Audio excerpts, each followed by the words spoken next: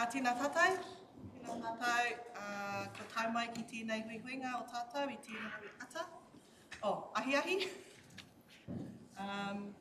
Tēnei hui o te Regional Transport Committee. Just going to start with a little karakia to get us on the road, so to speak. Tēnei te pau ka here, te pau ngākau, te pau manawa, te pau ka u. E tūturu ai ngā pau, e tūturu ai te puni. Kai me, hui e, tai ki e.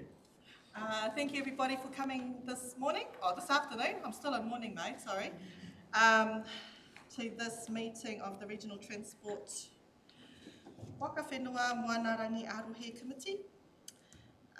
We have apologies today from Linda Stewart and do we have any declarations of interest? Nope. Okay. Do we have the confirmation of non-confidential minutes? If I can have somebody, one of our committee, thank you Teddy, Councillor Thompson, seconded by Councillor Green. All in favour? Carried. There were no leaves of absence, no acknowledgements and tributes, but we do have public input and input. Nō reira tēnei au katu, ki te mihi kia kōrua, te tūpiki Karen, kōrua Niki, Ngāti Wakarara, Whānau Arua Taupare, Ngā Trati o Hikuwai, tēnā kōrua, mai nei, te mauria mai tēnei kaupapa nui kia koutou, kei konei mātou, te whakarongo atu kia koutou kōrua I tēnei wā. Just welcoming Karen Pewhairangi and Nikki Starink from Hikuwai, who have asked for a little bit of time today to bring to light an issue on their whenua up the coast. So I'm going to invite you up to the table now, kōrua. And for our committee, we're here to listen. No debates or decisions today, just to listen to the whakaaro that's our arihiri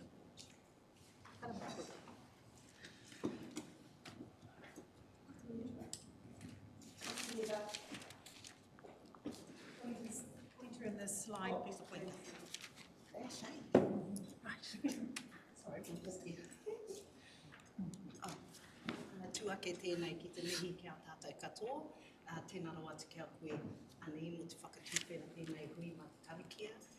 He mihi anō kia koe te katoa, ako wai no hia, kei konei tonu tātou e tiro ana ki ngā kaupapa e pāna ki ngā rori o te tai rāpiti.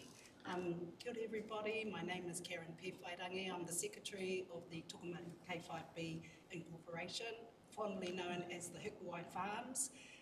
Nikki Starink is my chairperson, and we've been working with Waka Kotahi since the Cyclone Gabriel. We lost 40 hectares to silt and slash on the Hikuwai farms. So we started talking with Waka Kotahi about turning one of our sites, which was previously known as the Murphy Block, into a disposal and repurposing site.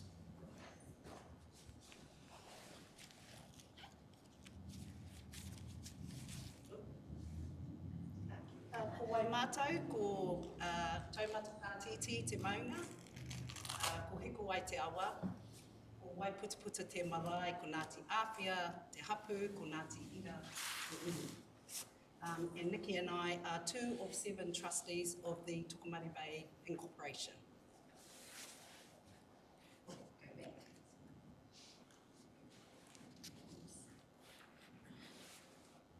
This shared vision was developed in consultation with Sam Bourne of Kotahi, and it's a vision where both Kotahi could see that they needed some help with a disposal site, and we could see that we needed to provide some help because our land had been so badly devastated by Gabriel. So whatu ngaro ngaro te tangata toitu te whenua is about people come and go.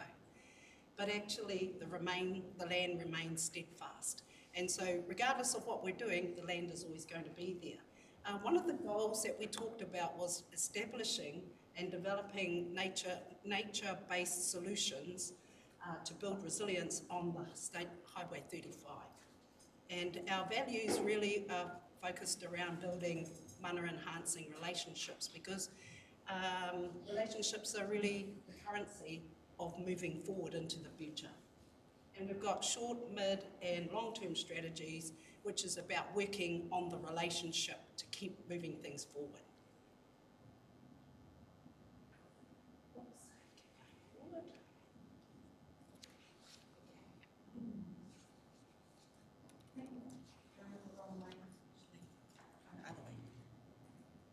The arrow? Okay. Now you all know the issues. I don't have to go on about the issues, but Cyclone Gabriel did highlight that there needs to be a need for action on silt and slash. And I'm sure you've all been talking about it in all different places. And of course the significant damage that happened along State Highway 35 and in particular at Hikuwai. And so there are some land use that will continue to happen, but coupled with our adverse weather events, it's really important that we focus on safety for our people, lands and our livelihood, because that's what keeps us going. And there's also an urgent need for leadership and management of silt and slash that is environmentally safe for everybody. Hikuwai has thought long and hard about some of the solutions that we have, and in consultation with Sam Bourne of Waka Kotahi, we talked about, we'd already offered the site as a disposal site for silt and slash, and we looked at ways in which we could process and repurpose the slash so that we could use it in to develop nature-based solutions, to build resilience on the State Highway 35, and to develop biosoils on lands affected by silt and slash. And one of the things for Hikuwai is we want to protect the Hikuwai number 4 bridge and the Waiputaputa bridge, which are two parts of the roading network that are on the Hikuwai farms. Oops, go back. The current situation at the moment is that slash is being burned, and that's actually not good for anyone. Slash does need to be dealt with in a safe way, and there is specialised machinery that can process and repurpose slash. It is available. There are 2 machines that we know of that are operating here, one in Christchurch, in Nangiora, and there is another one up north. And once the slash and silt has been repurposed, it can go towards supporting the planning and design of nature-based solutions to implement and to provide an environmentally safe way of managing silt and slash. For Hikuwai, looking back to move forward, trees planted at Hikuwai after the cyclone Bowler in 1988 became, and we coined them as Uncle Tate's slash catching trees, because he was one of the trustees and he made sure that the edge of the Hikuwai River, which runs through our property, was planted with trees. And they became slash catching trees in Hale and Gabriel. We also need to, when we're talking about the roading infrastructure, it's part of a catchment. And so the Hikuwai actually means the headwaters. So where our farm is located, where you'll see the Hikuwai River up the top, where I've put the word Hikuwai River, we're actually located there. So we're at the headwaters. We also have the Waio catchment coming in to meet us at the Hikuwai and flows down into the lower catchment into the Uawa River, and that's what you see coming out at Uawa, okay? Of course, the other significant area that people don't recognise in the Hikuwai is that Taumata Pātiti Paingaunga is a mountain range, but it's actually a big, large water reservoir. There's highland lakes, wetlands, and waterfalls and streams that when it rains, high volumes of water come down from Taumata Pātiti into the Hikuwai. So you got a lot of water around, okay? And of course, I'm not talking to you anything new to you about land use and catchments. You've read the reports on optimism, outrage to optimism. I don't have to repeat myself on those ones, okay? I did this slide because a lot of people don't realise there's actually a real place between Tolaga and Tokomari Bay, and it's called the Hikuwai Valley. And in the Hikuwai Valley, there are a lot of significant past sites, but I've chosen 3 past sites because they're actually on some of our farms to our neighbouring. Nikki and I are related to all these people along here, and we see that as a positive, working collectively with landowners. And you'll see the Hikuwai number 1, 2 and 3 bridges are on the Podo farm down at the Katikati block, and the Hikuwai number 4 and the Waiputaputa bridge are on the Hikuwai farms. In a historical, I thought I'd give you a historical context because Ngāti Ira has been in the Hikuwai, on the Hikuwai lands since the Raupekanui battle, which took place around 1650. So we've had a very long relationship with the area, in particular the waterways. Our farm was established as a beef and sheep farm back in 1949, and we have these 2 major entities running through our land, State Highway 35 and of course the Hikuwai River. And then in Cyclone Gabriel, as I've said, we lost 22 hectares on the Murphy block and 15 hectares, and Uncle Tate named that the bowler blocks when we had Cyclone Bowler, because that block got wasted at that time too, and that's why there's a lot of trees planted on there, and they became slash-catching trees in 2023 too. And again, our focus as the Hikuwai Farms is to protect the Hikuwai number 4 and the Waiputaputa bridge so that the State Highway 35 is open and accessible to everybody.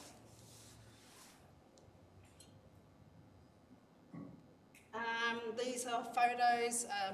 I took a group of people with me on the 6th of March to, hi babe, to visit Hikuwai, and these are some of the photos that we took. On the left is the Murphy block on the 6th of March, and on the right is they're both on the Murphy block, but you'll also see that right in that corner there, see, because water doesn't actually go around the corner, it just flooded the whole, it just, you know, and those trees became slash-catching trees. Yeah.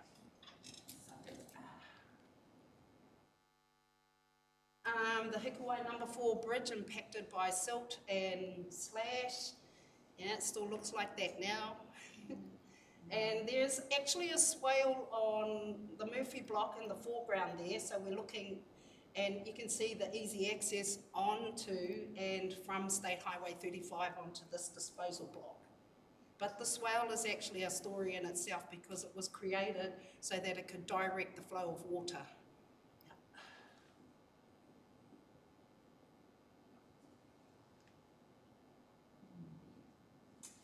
So now, of course, we're talking about the land has been retired. The Murphy block and the Bowler block have been retired from pastoral farming, and we've now been developing this disposal and repurposing site. Because of the amount of slash and silt that was on the block, we started looking at a nature-based solution to turn it back into productive soils and turn it back into productive land. There is a discussion that we had with Bill Quinn. You may be familiar with Bill Quinn.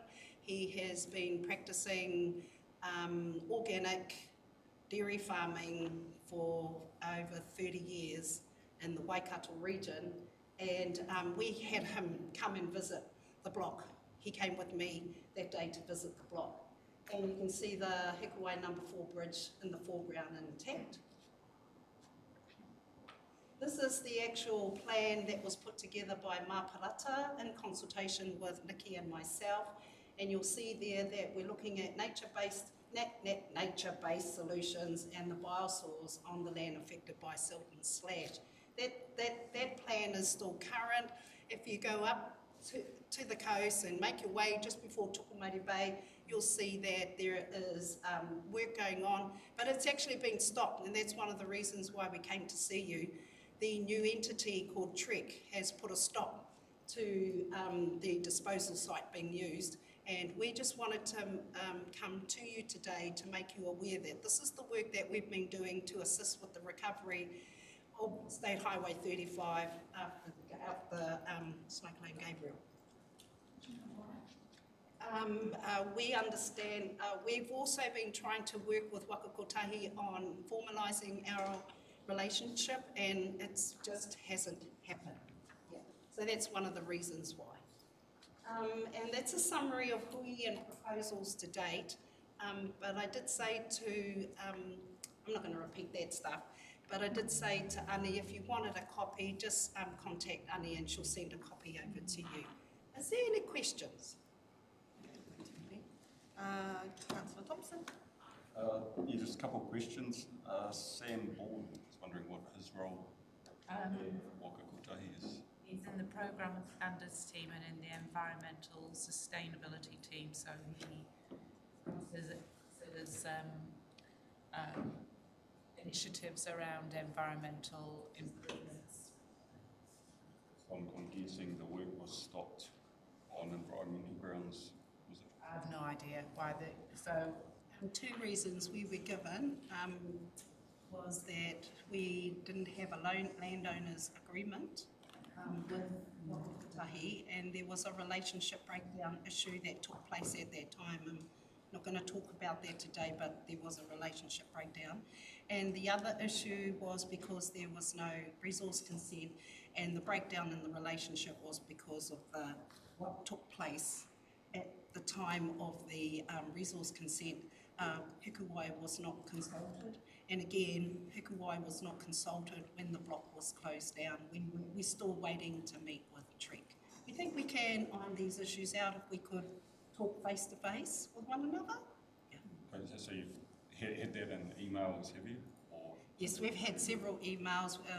The block was closed last week, about Thursday or Friday. Thursday last week, and we because when the decision was made by Trek, we don't know who made the decision, and it's faceless, and we don't know because we just don't know. Yeah. And that's not really your problem, but your compliance guys, Matt Wilkes and Andrew Shelton, they've visited the block and they don't have any issues. Yeah, so it's a timing issue. so sorry, the council staff are they? Matt and Andrew, Matt Wilkes and Andrew Shelton, the council staff. Yeah, so I invited them to come to Hikuwai to assess the work that was being done. And I think for us, we were just brought in by Kotahi straight after Gabriel. They were very keen to use our land. They said they would manage all of the consenting around it, usual stuff, you know, and for those of you who know me, well, I thought, well, yes, okay, there's an Emergency Recovery Act, that's what they'll operate under, and so that's where we've been left. Now, I said to Karen when we asked Ani to come here was that, one, we're in Te Rāwhiti, you know, we're not anywhere else, and I felt that as Transport Committee you should know that we've been having these lengthy engagements. They become at some point frustrating because we get told, oh, the agreement's with the legal department. Well, goodness me, which legal department is that? You know, because we're used to working hands-on in a committee and getting jobs done. It's our land. It's frustrating to see our land being not purposefully worked through the way we've presented it to you. And funny enough, because Waka Kotahi seemed to see some merit in what we're proposing and wanting to work with us. Well, since the advent of Trek, things have become more bureaucratic, more slower, and really, the people we were working with, Sam Bourne, Martin Colditz, and others, have now just disappeared. So we don't know who to work with. Full stop. Gregory? I was just wondering, is all of this wood debris on the state highway and the slash being cleared? No. Is that why? No, it's, in fact, there's some north of us, because our land hugs the river, it's all in the river. We just didn't show the photos, we did do zoom it, but we didn't put everything up for you. So it's still in the river, that's the first thing. The second thing is that it's still on the river banks. So, you know, between our property, Bridge 4, and going south, it's still sitting there. Some you will see when you're driving, in piles, but the bulk of it is still sitting where it transported itself. Our issue is that if we don't start moving it, and we've provided a site, then we're going to suffer a bigger storm. And for those of you from Waka, Kotahi, you could lose your bridge number 4. And we, in some ways, because we've been, our land is either side of this bridge, we mourn its loss. I mean, it's already suffered a great loss in Gabriel, and they've done some repairs to it, but we don't need to see any more losses. We need to be able to farm, because we still farm. We need to be able to access the highway, everyone who's travelling the highway, and is travelling the highway obviously, and everyone else who wants to access the highway comes through our lands. We just do not need to be in this position. It's frustrating. No. That's it. Ko tēnā korua te hara mai nei. Kei te rongo au, te mamai, te auwe, a koutou auwe, mō ngā koutou whenua. Kāre he whakautu I tēnei rā, engari kua rongo, ngā tangata nei, ngā kōrero, te manako ia, kāre roa ka whakahoki he kōrero ki a koe, ko whaihua a rongohi a kōrero. Just acknowledging the journey that this block has had and the loss of land, and also the solutions that they've come up with in amongst all of Cyclone Gabrielle, and seems to be a willingness to work with Waka, Kotahi and Council and we talk about treaty partnerships, we talk about having meaningful relationships with mana whenua, and I guess my plea is that we acknowledge that and we work hard. So I just want to thank you both for coming today. Just by acknowledgement, Sarah Downs is here from Waka, Kotahi. She's been taking notes. I acknowledge what you've said today, and certainly I will report back. So I haven't been involved in this, so I don't know the details. We'll just wait for you to get back to us. Okay, I'll take that message through to the track team and the team that should be looking after this and make sure there is a joined up conversation. And if there's anything for our team, I'm sure the team's been listening as well. It's Tim. So, Thank you for your time. all right. I just want to acknowledge too, Tim, tēnā koe. Tim Barry is the Director of Lifelines. I have to not refer to you as the new Dave Wilson. Help me to understand who's in the room. So tēnā koe, Tim. I haven't met you yet, but it's nice to meet you. I think I've probably seen you through the screen. But thank you. Yeah, it's good to have you here. And also we've got a couple of summer interns, Ayla and Samita. Tēnā korua. That's exciting. I hope you find this meeting exciting. Lots of really exciting things happening in council to get your teeth into, but welcome to this meeting of the Regional Transport Committee. And yeah, so we've got a few new faces in the room. I'd just like to ask Heather around democracy, said we've been remiss in our committee, probably my fault for not being a chair before in council, but we are supposed to appoint a deputy chair, but there is a bit of a process, and I've just, because I'm not certain, I've asked Heather to come and help us through that, what we need to do. Yeah, thank you. So this was missed, and I like Arnie, only really realised it hadn't been done when I read the terms of reference the other day. So,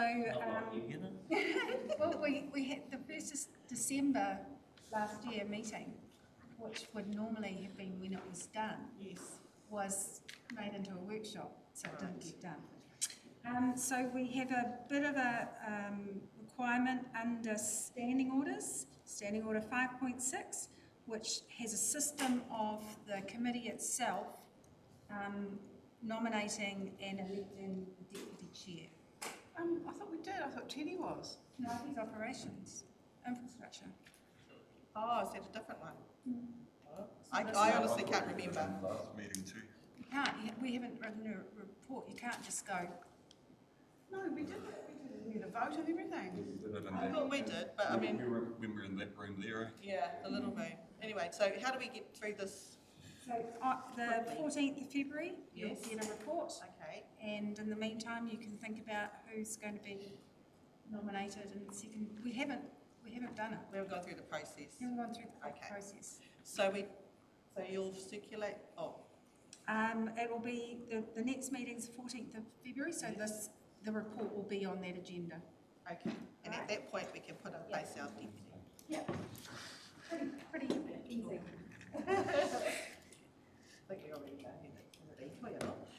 Thank you. I just thought, I didn't think we dropped the ball, but we dropped something, so we'll get through it. 14th of February, please. Oh, Valentine's Day. Valentine's Day. Okay, thank you, Heather. Thank you for taking us through that. We don't have any extraordinary business and notices of motion or any adjourned business. Oh, straight on. Wow. Okay. Into our reports of the Chief Executive and staff for information. 10.1, the Waka Kotahi Regional Update for November is by Sarah. Take it away. Heather's just bringing it. Okay, thank you.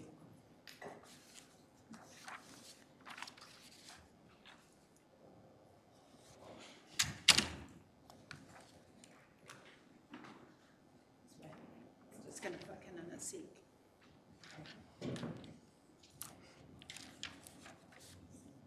Thank you. So, apologies for this. I was thrown into this at about 9:30 this morning. So, and apologies on behalf of Linda. I know she will be very unhappy that she's not here today. Okay, so I will do what she normally does fabulously, but less fabulously. Okay, our 24-27 NLTP development update. So feedback on government GPS has now closed. Obviously, this week we had a new government formed, and they do have a 100-day plan, which includes looking at what is going to be part of the transport portfolio. So there are potential changes for that, and we should have that hopefully by the end of February, which will then have to obviously go, all our other documents will need to be checked in terms of the investment priority matrix, which helps prioritise our programmes. So we internally at Waka Kotahi, we're still working on our state highway investment proposal, or SHIP, and looking at how we can pivot with the aims of the new government. The work that was done on the SHIP, I would like to assure you, was done in the framework that we could have a new government this year, so it was relatively easy for us to pivot. So there is a document that's gone to the new minister this week with our proposals, and we're awaiting feedback on that. Final GPS comes into effect on the 1st of July though, so that's still a date that hasn't been changed, and so that's what we're all still working towards. And the draft investment prioritisation method is out for consultation. In terms of the changes, yes, in terms of the State Highway Investment Proposal, this is the Waka Kotahi bid for state highway activities, and under legislation we have to include it into your regional land transport plan as a way of accessing funding as well. So like councils and other road controlling authorities, our bid has to also be prioritised nationally as well. So it isn't a given, similarly to your own programmes that are up for investment proposals. Primary focus for Waka Kotahi across Tairāwhiti in the next 3 years, though, is mainly to deliver the Resilient Strategic Response Programme, which TREC is being tasked with delivering, and that's to enable safe, reliable and resilient access for the region, for people and for industry as well. And we're also, I'll just finish this sentence, without then having to be interrupted, but then we're also looking as well at the Eastland Port access, having followed on from the recent plan change discussions. That is one of the agreements that we had as part of that hearing. We'll just hold questions, Councillor, until Sarah's got to the end, please, so that we can. Yeah. Do you remember this slide? Yes. Membership. Okay, this interim state highway speed management plan for 23-24. So the interim state highway speed management plan has been submitted and is being reviewed by the speed management committee. Obviously with the incoming government we haven't heard anything on this. I know that there are a lot of rumours as to what their proposals are, but we're waiting for that advice and then be able to potentially change some of those management plans accordingly. The plan, once certified, will be done by the Director of Land Transport and will be published on the Waka Kotahi website, and we'll inform you once that's done.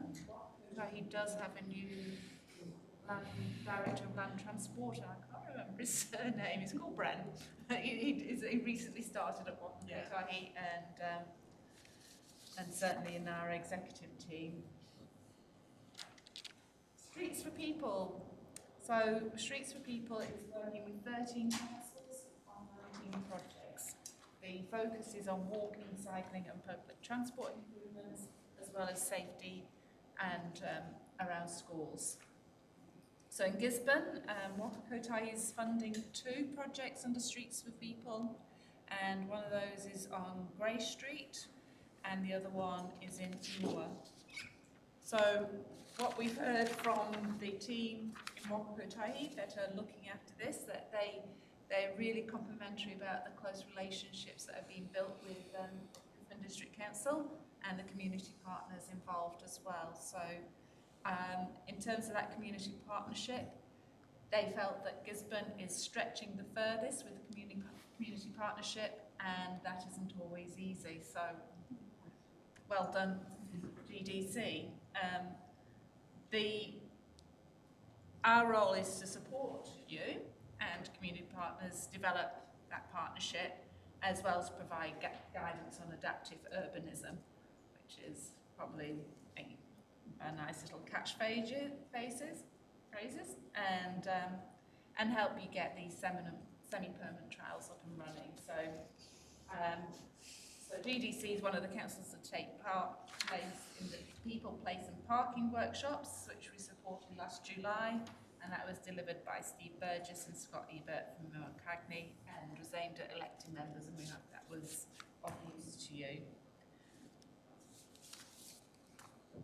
Safety cameras, not to be known as speed cameras, but safety, and they're there as a tool to help reduce the number of people being killed and seriously injured on roads. So these have been used across globally, and certainly coming from the UK is something that I've lived with for a large part of my life. especially the point-to-point cameras that legislation is working on at the moment to introduce those as well. So point-to-point is they take the average speed from one point to another, and then it recognises in that average speed zone that there might be little ups and downs, but it does take the average speed over a full length of a corridor. As a regulator, Kotahi will continue engaging and educating our communities on safety cameras, and that includes iwi and public, and what's changing and why, and will also take on the role of enforcing offences to make our roads safer. So safety cameras will be signposted as a reminder for people to check their speed and slow down if needed. Mobile safety cameras, as they are now, will remain unmarked, and police will continue to operate those. In terms of Gisborne, no next locations haven't been given for the region yet. The first ones are going to be rolled out in Auckland, and there is already some monitoring of those safety cameras in Auckland. So there is an exercise to work through the data to identify the next round of sites that might be appropriate for safety cameras. And once we have that, we will inform the road controlling authorities as appropriate. And once you have a prioritised list, we have to do a site assessment to make sure that that site is viable. So that means liaising with local iwi, harpu, police and other key stakeholders. So there is opportunity for us to engage with you in a more meaningful way in that respect. Once all that's done, we then design the site. And obviously it has to be safe for the road users, and local residents and councils will also need to be informed and part of that consultation.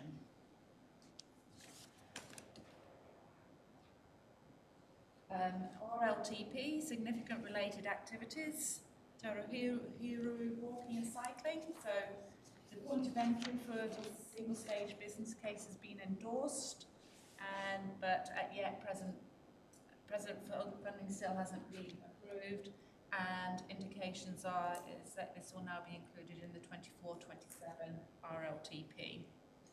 State Highway 2 Waka Gorge business case. The business case is now complete, but is under some small reviews taking into account Cyclone Gabriel and what needs to be updated. There's a busy summer in Tairāwhiti and across the central North Island. I actually drove earlier this week from Palmerston North to Kotahi and came across 9 sets of roadwork. So certainly is busy out there, and I'm sure you'll be finding the same as well. So I think I go to 12 on State Highway. So just encouraging your communities to have patience. It is essential to make sure that their safety is there. A lot of the detail on what that summer maintenance and operations programme is in the more detailed report, and so happy to answer questions on that later. So the recovery work is ramping up, and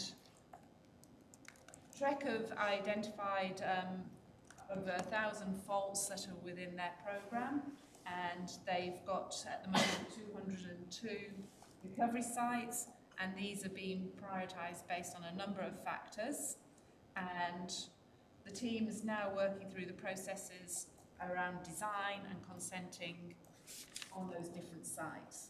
So there is a need to consider how we move at pace on this, so that people can actually see things happening and that those improvements are happening now, with also how do we bring the community on the journey as well. So it's a balance which needs to be juggled through. There has been a piece of work at the request of Treasury trying to look at how we prioritise the bigger pieces of work on the State Highway 2 corridor, State Highway 5 corridor, and including the Wanguahini Gorge. So a lot of work is happening in that space, and with that, some key people in the councils and also iwi Hapu have been given the heads up that there are some workshops happening in the next couple of weeks, acknowledging though that that's quite short notice. The Treasury have asked us to go back with some solutions by March, and so just asking for a little bit of leeway with the team, that they're doing their best, working at pace with pressure to be seen to be doing something, but also meeting the needs of the Minister. So our, since we last saw you, the Karakia and Hawke's Bay resilience responses have both been endorsed by Waka, Kotahi, and with the broader programmes of work. We still don't have, well, we've got 407 million for recovery. We're still, the business cases that are underway at the moment is around getting money to rebuild. So we still don't have that, but we're working very hard on trying to get that secured. And there is work going on around the Orders in Council, and the Orders in Council have requested that there is a stakeholder reference group, and again that includes key stakeholders and iwi and Hapu and other agencies that are government agencies. And that's the highlights report. There is also obviously the more detailed report. I'm happy to answer any questions, and if I don't know the answer, I will apologise up front and take it back and find the answer and get back to you tomorrow. Thanks, Sarah. Councillor Pickering, Thank you. Do you want me to go back to the ship? I just can't remember what the name of it was. I just wondered what. Proposed improvement activities. So Gisborne Airport Commercial Vehicle Regional Safety Centres. I just don't understand what that is or what's happening at the airport. Okay, so that will just be a location that's mentioned there. So the commercial vehicle safety centres are effectively your weigh right facilities. So they weigh trucks and look for overweight trucks, and it's a way of managing the safety of the road. Because if you've got overweight trucks on the road, it has an impact on the treatments on that road as well. So they'll be looking at somewhere near the airport, because it takes in traffic that is State Highway 2 and State Highway 35. So it's looking at a better point in time. Yeah, so there is an existing one across from Beach Park. My understanding is that it's a lease arrangement as opposed to a permanent ownership arrangement. But this one, they will go on to a loading platform, which will automatically take the data and it will photograph the vehicle. It'll go into the central data system, and then it will be a lot easier to look at if there is a trend with trucks that are overweight. And that Hamanat one is already there, isn't it? It's in place here. Thank you. Sarah. Teddy? Councillor Thompson. Yeah, I've had a lot of people hitting me up about this trek, and there's like heaps of people, and there's a lot of unknowns with the trek. It sort of hasn't come across our table till now. From reading this, are they managing sites that aren't just state highways? They're managing, are they looking after Tinerodo? No, so at the moment, the contract is that they look after State Highway.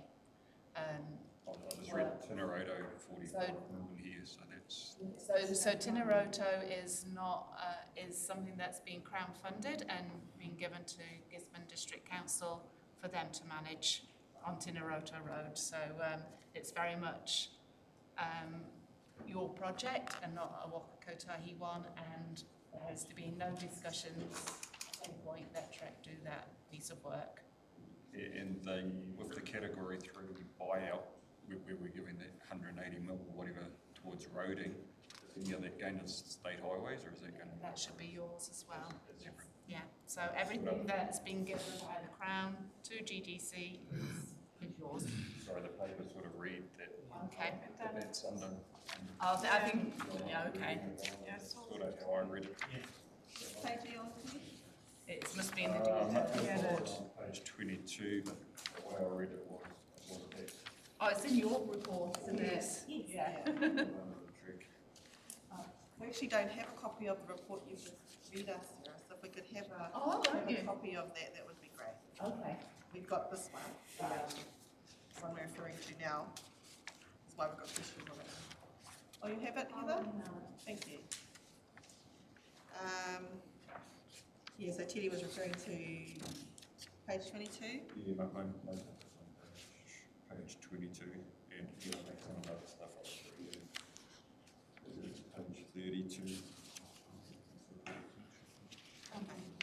But through the chair, so there's $125 million that's been put aside for the negotiation process for the category 3 and severely affected properties, and as part of that, so Tineroto was one piece within that, and we would be remiss if we didn't have a conversation with Trek around the capacity to be able to do anything, although we are looking at what we can do with our local contractors, but you know, we're also hearing clear from the community is that they want it done, you know, fast, and so we're looking at how can we accelerate in that space. But the other thing is that we're working, we also had a meeting with Tony, who's heading up our Trek. It was a very positive one in terms of how we can work quite closely to align our programs so that we're not hitting the market all at the same time, that we're smoothing out that construction period as well. So it's quite a constructive conversation that we had. Exactly. That Tineroto is not really specialised, it's just a lot of bulk cartage where down here in forestry, that'd be a good one to put some big machines on there. Okay. Did you have a question, Councillor Telfer? Not so much a question, just I just think that we maybe need a bit more communication around Trek, because we are getting hammered out there in the public every day. I've been in a meeting this morning with the business and around, you know, how can I put this, the gossip trail, whatever, is pretty alive and well, and around, you know, same people involved that were involved with Christchurch and then Kaikoura and now turning up here because their work's dried up down there, and the amount of the percentage of the actual government money that actually went into actually fixing it compared to what went to the consultants. So there's a real fear there that the same thing's going to happen here, and that contractors here will get offered work, but it'll be, you know, this is the price, take it or leave it, and they say, well, we can't do that. So then it's perceived that they've been offered the work. So we just don't. We've got a lot of companies that are hurting, especially with the forestry downturn. Very, very skilled operators, and I think we've got an opportunity to actually, as a community, to be able to really do this. So that's all I sort of really want to say. Well, I just want to make sure that we really keep that in mind and we communicate it well. Certainly those messages have been spoken to Trek about, and I would say that Linda is probably one of your community's biggest advocate with Trek, and that certainly your voice is heard through her in the meetings and catch-ups that we have with Trek, and she's very, very aware of some of the sentiments, and those are conversations that I had regularly there. So certainly again, I will feed back I would say in Trek's fairness, they're still in that forming, storming, norming stage, that they are building themselves and getting to grip with the volume of work, and the number of resources that they have at the moment is probably not at the point where they're able to communicate as well as they want to, but they're beginning to get there, and certainly by after Christmas, March time, they should be in a better position to really keep that community engaged. But certainly hear your concerns. Thanks, Sarah. I guess when I look on the latest pānui from Trek, which we've been encouraged to subscribe to, the Alliance members are Waka, Kotahi, Kiwi Rail, Downer, Fulton Hogan and Higgins. Yes. And is there a reason why GDC is not included in that at a regional level? I don't see why this committee, or at least one of us, wouldn't be part of the discussions that Trek are having around our region. Is there a reason for that exclusion? It's probably done based on the fact that Kotahi is a road controlling authority, and we are solely looking at state highways, but with all projects and pieces of work, council key partner in this, and so making sure that you are on the journey with us is important, and if you feel that there is a need for a greater level of connection there, Well, based on certainly what, happy to discuss just what that looks like. Community yeah, thing, if we were at the table, we would know what was going on. At the moment, we're sitting in this committee as the regional committee, and we don't know anything about it, which is frustrating to say the least, when we can't give answers to the questions that are out there. And we want to be part of the solution of fixing our highways. I've just driven down from Karakia this morning. It took 3.5 hours. Lots of roadworks. Pleased to say, it's looking a lot better than it was a week ago when I drove up it. So there's a lot of work going on. But there's obviously some miscommunications, or something's getting missed. We wouldn't have had Karen and Nikki here this morning with their frustrations around this. And there must be, silt dump sites needed. It's really huge issue. So, but there's some miscommunication happening that we'll put back into Waka Kotahi's court to deal with, please, and bring back to us. I will definitely feedback. I've got to catch up next week with the leadership team. Thank you. And I was just interested too in the accommodation villages for 150 people, potentially housing around 150 people each. Presumably one is in the Tairāwhiti and one in Hawke's Bay. So Nadine, we all given our recent discussions about housing in the region, you're all on board with this and included in that discussion? So it's through the chair, so Tony gave us a heads up on what they were requiring for the workforce, the labour force that will come into region.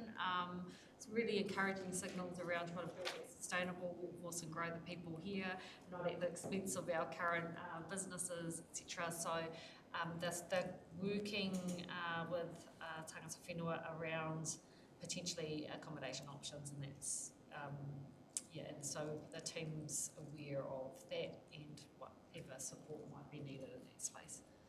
So they're not going to build a whole new suburb that we haven't allocated in our town planning or anything, are they? Not that I'm not that. Okay, might just keep an eye on that one. Thank you, Sarah, for that report. Now, any other questions? Otherwise, we'll move on. Yes. Is Tony the contact for Trek? Is it your? He is the Alliance Director.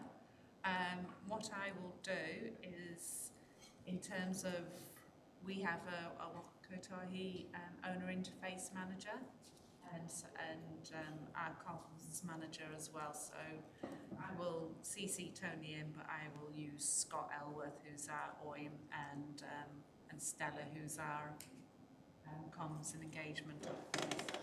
So they will be the best points of contact for making sure that you connect to where you need to in track. Yeah, I think, I mean, the more we're informed about what's going on, the better. And, you know, it's been contentious before around our state highways and making sure that we're using use of the local knowledge, because you can't beat local knowledge when it comes to knowing the geology and how things are working or not working. We've had thousands of experts looking at our highways and byways over the years, and none of it's worked. Desktop planning doesn't work either. So just wanting to make sure that we don't repeat the mistakes of the past when it comes to building our roads. I think, sorry, through the chair, the accommodation thing is a classic example of the communication side of it. I don't think you don't have to be very intelligent to sort of work out where the site is, because if you drive around town, there's a big fence around the site around here, and it's rumours are that that's that. It's just that it comes at us, and so the minute something is confirmed, can you please pass it on to us so that we don't look like we are sitting here in the dark. It'll probably help appease some of that angst that is out in the community. Cool. Thanks, councillors. Thank you, Sarah. Okie dokie. It's Charlotte. On to the. Oh, sorry. Can I? Thank you. Thank you. Moved by Councillor Gregory and seconded by Councillor Telford. Thank you. Thank you for reminding me. All in favour?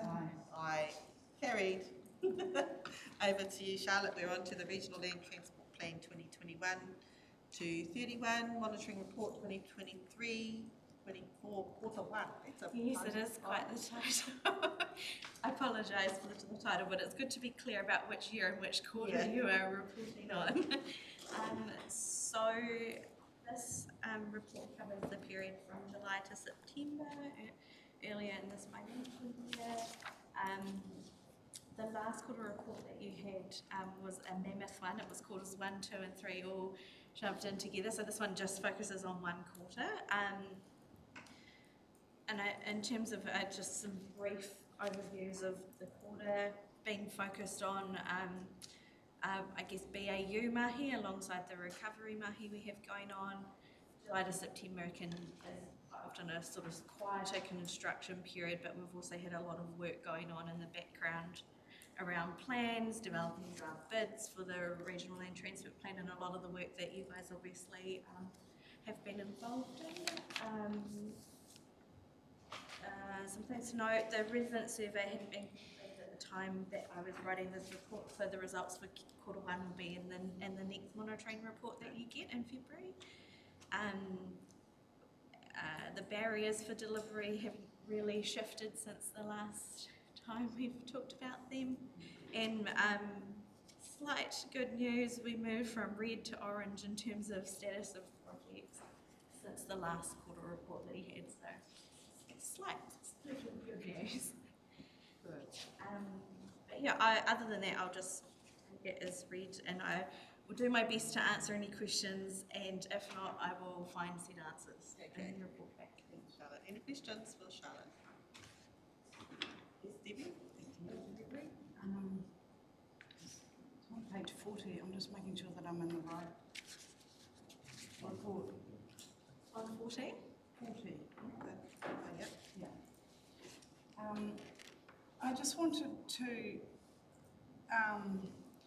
the footpath condition, and so I see there's no to be completed, to be determined.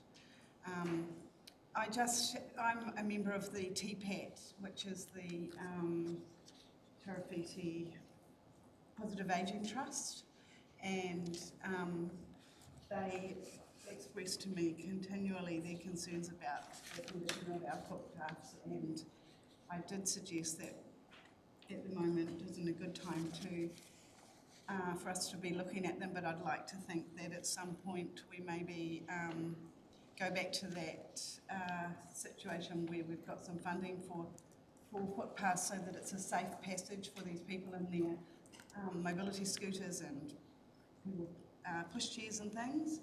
There are some really serious conditions in some places, so I just wanted to bring that up at this point.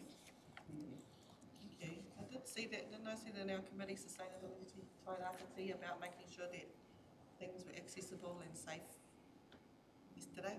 Oh, yes, so it was modal transport Yeah. yesterday and sustainable. Yeah, so it'd be nice if everything Title comes together and Great. So the to be completed and to be determined, they come straight from the last 2021 RLTP, so we cannot change them currently, but we can change them through the next RLTP if you wish to continue to have a measure and target around footpath condition. I will semi-promise that I think the work on the footpath condition assessment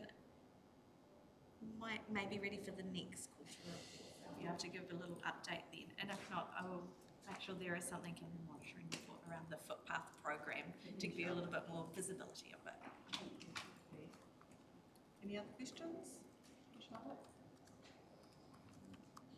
Yeah, there was one, page 42, just around the customer satisfaction starting measure. Looking at that, urban 45% and rural 7%. So that's saying that we're actually starting at that we think that's something to target. Well, it doesn't say that's a minimum measure, it says it's a starting measure. So to me, 27% satisfaction is not a very good... satisfying at all? Not very satisfying. No, so that is, you're correct, that is the starting measure that we had at the time when the last RLTP was made. The target that was set at the time by the committee and council at the time was to be higher than those two. I'll have the trend data for you in the next quarterly report, but I will say over the last couple of years with the amount of severe weather events we've had, that measure has really taken a dive.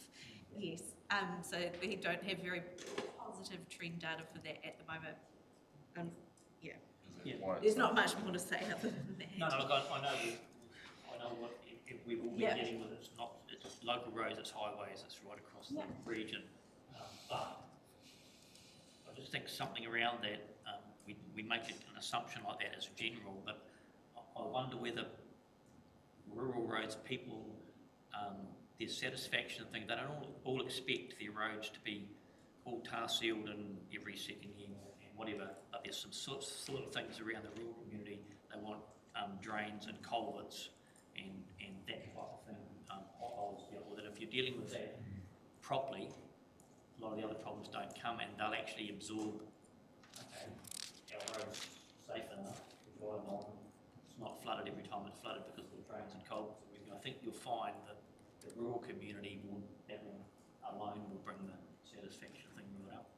At the moment, most of the complaints I get from rural residents is around block culverts and drains and potholes. So they're not saying our road hasn't been resealed for 10 years. And you drive around this district at the moment and there's roads being resealed that have hardly got any traffic on the road. So it's like holes. So I think we maybe need to have a look at that. I know that our contractors, and it's in their contracts and their maintenance plans and everything else to do that, but maybe that's something we can just have a look at. Do you mean in terms of perhaps being more ambitious with the target and no, probably just the actual asset management plan? What the targets, what they're actually targeting. Okay, yeah. So some of that will come through in the 3-year planning process as well, where you see some, but noted. Thanks, Charlotte. Thank you, Rob. So when you do target 100 respondents, where are they? Are they like throughout the tairāwhiti or where? Yes, I can talk to it if you like. In terms of the methodology, there are quotas for different demographics, including locations. So you can split it by what was the names of the previous wards for council. But yes, it is a very small amount of people, and it is meant to be reviewed. Yeah, so through the chair, that's one of the, it's a blunt instrument really, and, you know, I was just reflecting, we did the communication survey that you might have seen out, and we got, I think, about 700 to 800 responses just from that one survey, and we're using this annual residential satisfaction survey and taking a sample of 400, so 100 over each quarter. So we do have some real issues around how can we get an accurate view on it, although it does have a relatively reliable, so it says margin of error. But you can also can self-select whether you want to provide some feedback by just going into the council's website and linking up to the annual satisfaction survey as well. So there are a few issues that we need to work through on that one. I think the key is trying to get the measures right relative to the levels of service that we said that we're going to be delivering to. I think what would be interesting too, if you had urban dwellers travel those roads, and they'll have our level living rurally of what is good. Like people say, how's the roads? We'll say, oh, Yeah. they're good. Yeah. But you get somebody who lives in Gizzy going up those roads for the first time, they'll go, that's crap road. You know, so it's like our levels of what we can get to from A to B, but the journey is a lot harder than it used to be. And so I don't know if the measures of, the satisfaction levels are probably significantly, again, if you were to change it around and mix up who's actually utilising the roads, not mystery shoppers. But thank you, Charlotte. Appreciate your response and yours as well, Nadine. Something for us to keep working on. Do we have any more questions about the monitoring report? Teddy? Are we on page 33, 35? Yeah, we're still up. We're on the Regional public Yep. transport. You want to go on to that one now? Oh, sorry. We're not there yet. Oh, no, if you guys are done with the monitoring. Do we need to move that one? As a noting report. Okay, cool. From the chair, I'll make that. Is there a seconder? Thank you. Maybe. Councillor Gregory, all in favour? Carried. Okay. Next one is 10.3, paper 23257, 2024 Regional Public Transport Plan Strategic Direction. And that is, Charlotte Again. So this report is about updating the work since we last had talked to you about public transport and the development of the 2024 Regional Public Transport Plan. So there's some information about the work we've done to date. We also have draft group improvement ideas, infrastructure investments, public marketing, draft policies and draft proposals, and any feedback on Just page 33 and 35, it talks about consultants, and then we take consulting on page 35. Have we not already done a review of the public transport network fairly recently? And if so, why? What was the outcome of that, and what are we doing? So this was kind of phase 2 of the review work. So the first part was around data and going through some of the asset management stuff, etc. So the focus of the work at the moment is on the plan and the draft. What should we put in the public transport plan? So it's not a review. If that's what you're asking. That's the focus of the work now. So this is another stage of the initiative review. Yeah. And is it, from reading this, is there more than one consultant? Consultants on page 33, and then consultants on 35. On page 30. Outfits used as consulting. Page 33 is the previous report. Just double checking that's the page you're Which page definitely So referencing. page 33, the consultants are confident they can identify and improve network based on existing levels funding. Yeah. And then on page 35, TAFE consulting. Oh, so they're one and the same. We've just They not are the named same? them. Yeah, they're one and the same. I've just not named them in both places. Sorry for the confusion.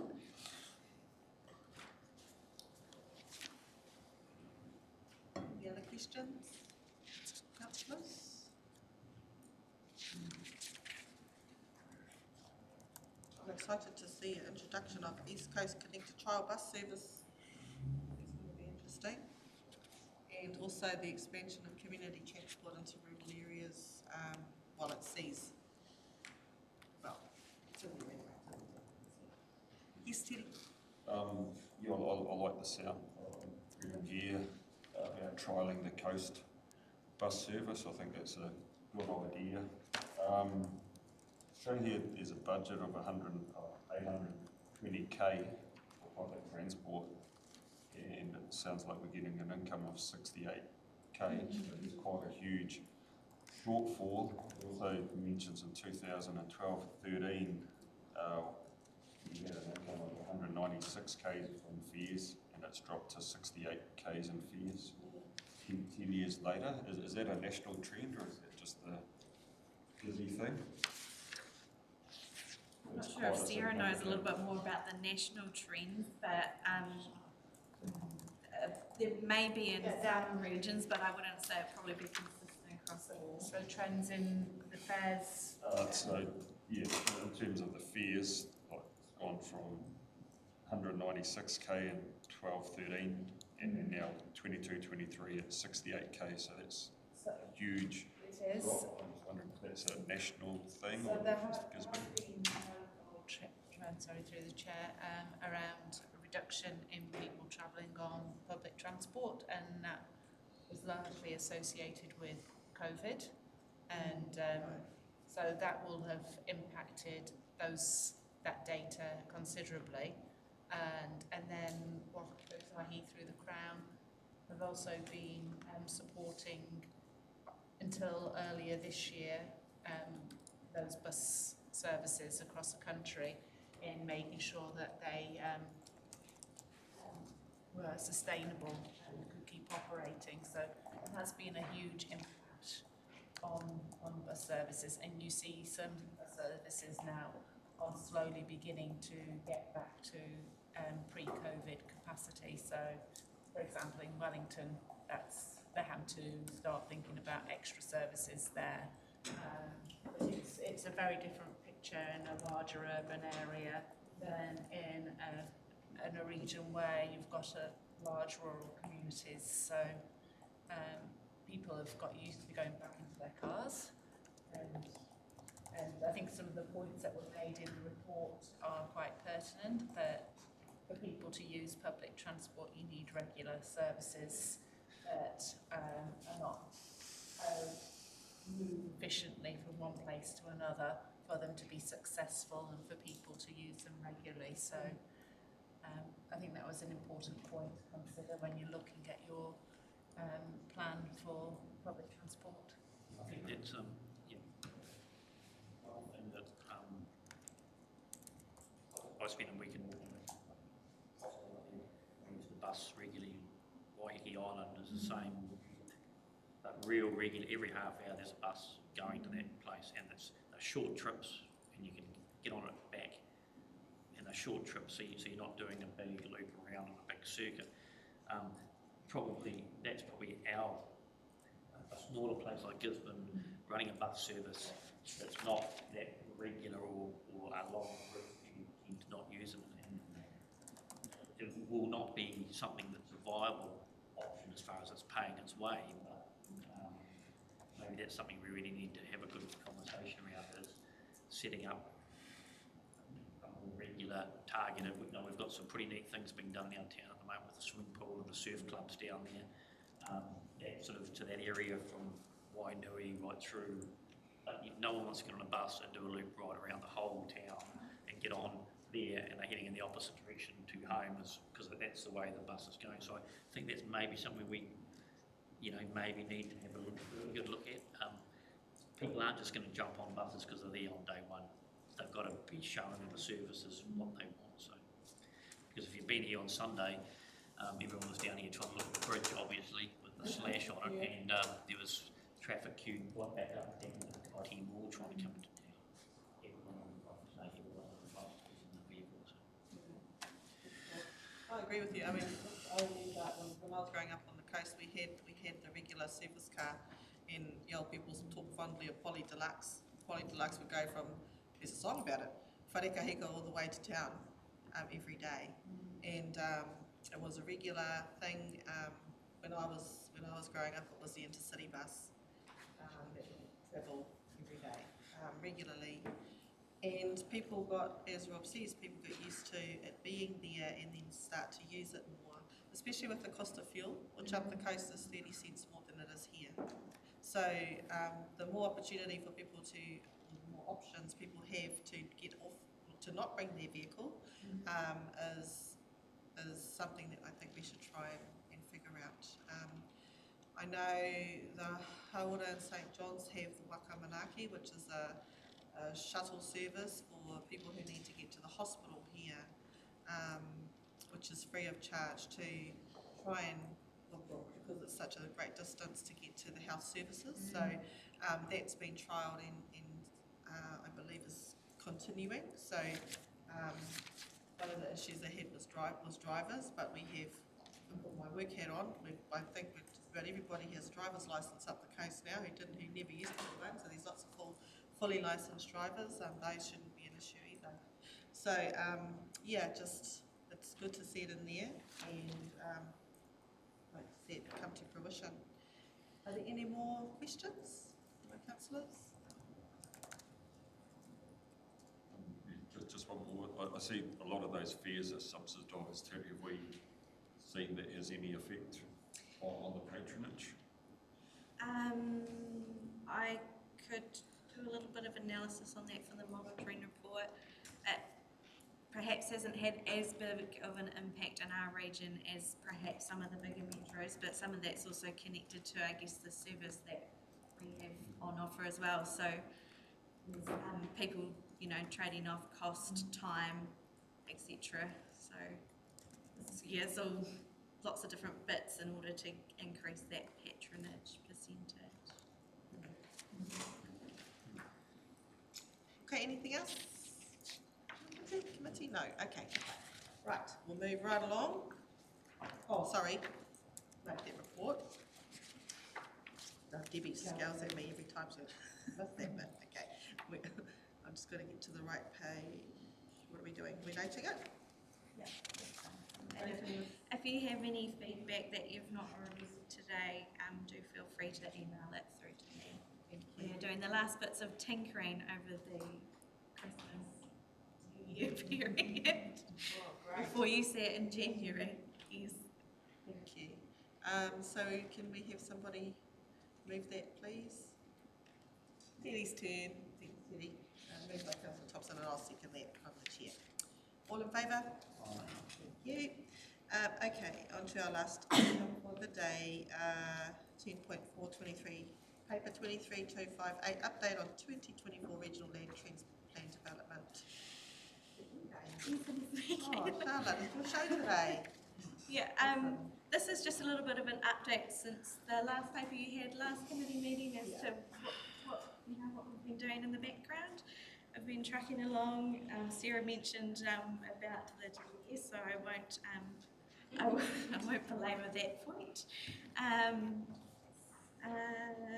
So in terms of some slight holiday reading for you, we should have a draft RLTP and RPTP for you to read over your Christmas break. Oh, wow, You'll be pleased to know. And probably just to note the timescale in the new year, and since the last time I've talked to you about RLTP timeframes, we have had a slight extension come through on our submission date to Waka, Kotahi, which is now the 14th of June. It's not much of an extension, so it's still running shoes on in the new year. Is there anything likely to change with the new government? Potentially, yes.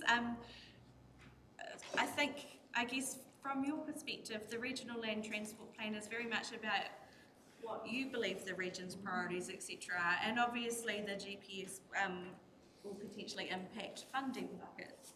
But at the end of the day, it is your regional plan about what you believe is important for transport in this region. And through the chair, I mean, one of the biggest factors that came through resilience of your transport system in Tairāwhiti, and the government that was very much part of their manifesto. So I think the strategic direction in which you were going with your draft RLTP is going to still be fit for purpose under the new government's GPS requirements. And yeah, and just as a heads up, you potentially will be consulting in advance of knowing what those might be. So might have to do a bit of shoehorning towards the end of the process, depending on what comes out in the new draft in the new year. Okay. But we will make it work the best we can. And to be fair, like what Kotahi, you set yourself up to be able to pivot as well, so that it could just be a change of language. Hopefully. Okay. Steady? Yes, sorry, graph on page 48, got the 10-year investment. For all these places. What's Horizon, sorry? So that's the previous paper. paper. Yeah, Horizons. So that is a regional council that is in the Whanganui area. So they that sort of belt of So that's the name of a council? yeah, Horizons Regional A council. regional council. Yeah, It so- goes from Manawatu right up to. Yeah, so just to clarify, yeah, so that's in the previous paper around public transport. So public transport, that's a regional function. I know it's sort of meaningless for us, but yeah, so that's why the council areas you see there are the regional councils listed rather than some of the TAs we normally compare to. So just for clarification, because you're a unitary, you look after your everything, and with the other regions that don't have unitaries in, the regional council looks after the regional transport plan and the RLTP, and they set up the programme and the contract the services, but the councils in that region look after the infrastructure around public transport. So there is it's quite complicated. Yeah. Aren't we lucky? So you are lucky. You are. Okay, so back onto this paper, the Regional Land Transport Plan. Do you have any questions for Charlotte?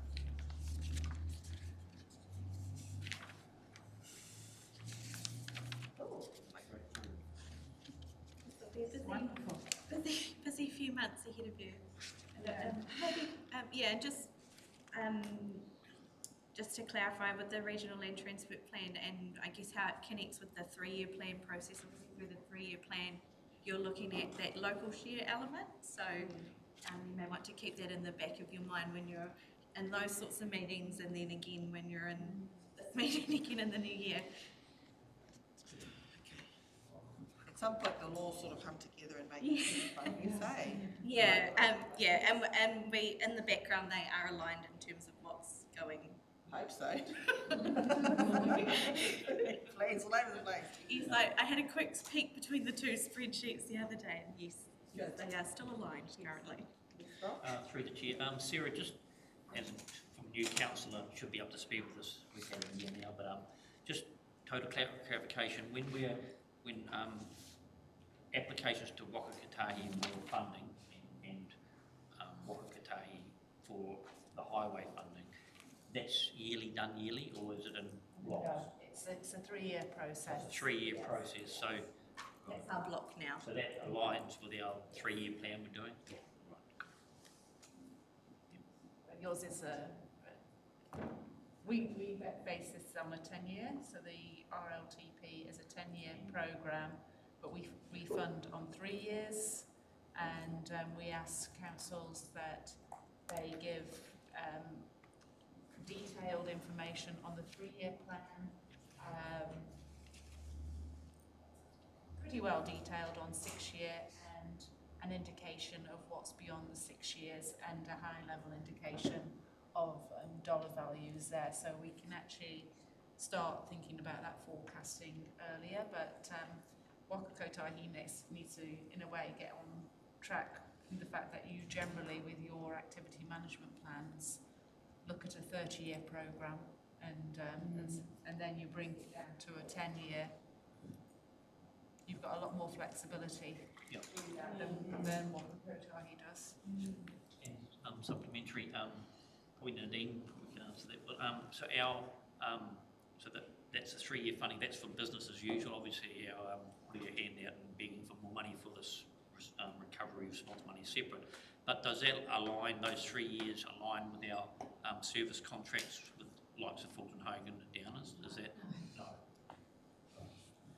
No, so we need to kind of forecast and reflect where we think if it's a change in contract year, how much we think the contract range might go up or down. So an example we have in this 3-year block period is the public transport contract is up in 2025. So in addition to, the tinkering around that we're sort of talking about in the public transport plan, we kind of have to make a little bit of a guess about what that might mean in terms of the marketplace in 25 when we put our numbers in versus the other ones where we have more concrete information through the contract.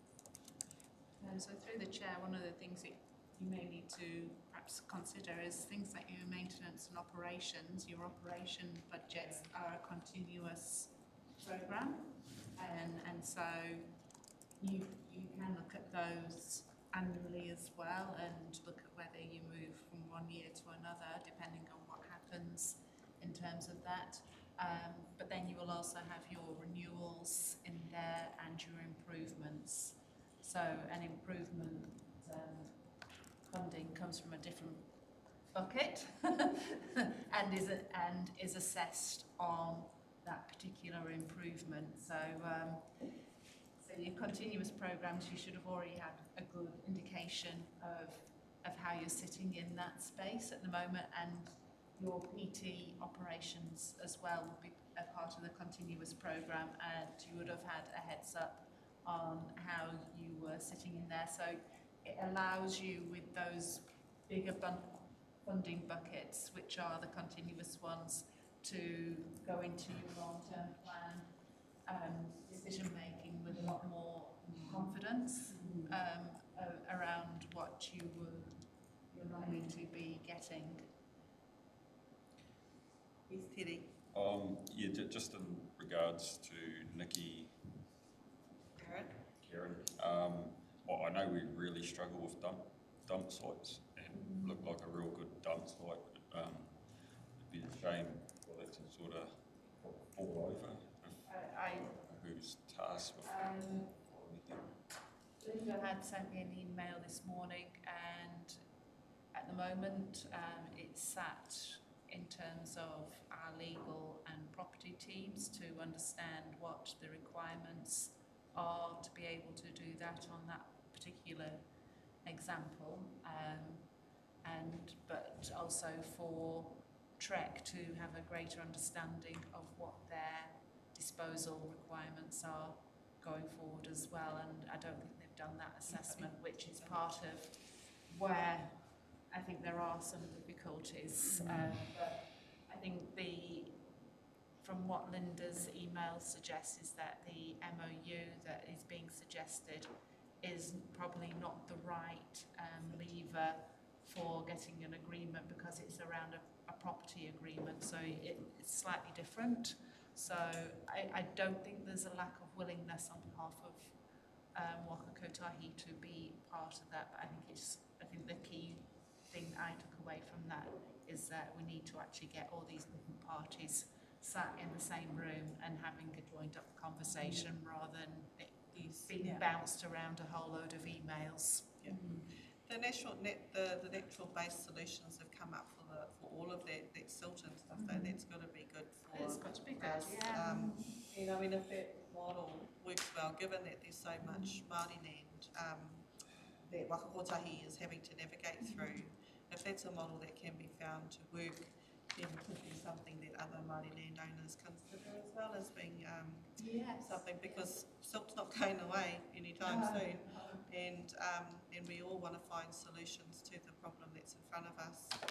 So I am keen that we get something back to them as a response to their coming this morning. And we're a glacier in terms of movement.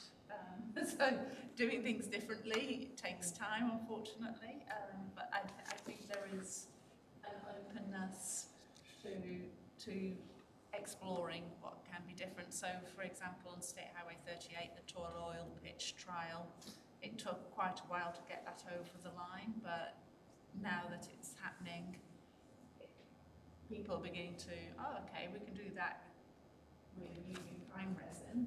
We'll have to how can we use other factors. So Sam, who works on those innovations, part of his problem is being able to get funding for them. Yeah, sure. So they're not part of our normal program. So, and it hasn't been part of a business case. So it's hard then for the teams that are actually doing the delivery if they haven't got an approval for that to bring in something which sounds like a great idea. Well, I think, I mean, the issue they raised too was that Māparata has now got nowhere to dump one of our significant contractors on the coast. So that's an urgent need. Yeah. Where does he put it? And so, you know, nothing about us without us. There's been some decisions made that they weren't privy to, and things just stopped. So there's, something's the communication breakdown there somewhere. Teddy? So on page 26, our sustainable Tairāwhiti paper yesterday, it mentions this Will Act where we can, allows us to change, allow the number of laws to be changed to help Can I just have a point communities. of order? Sorry. This is not what we're discussing in this paper.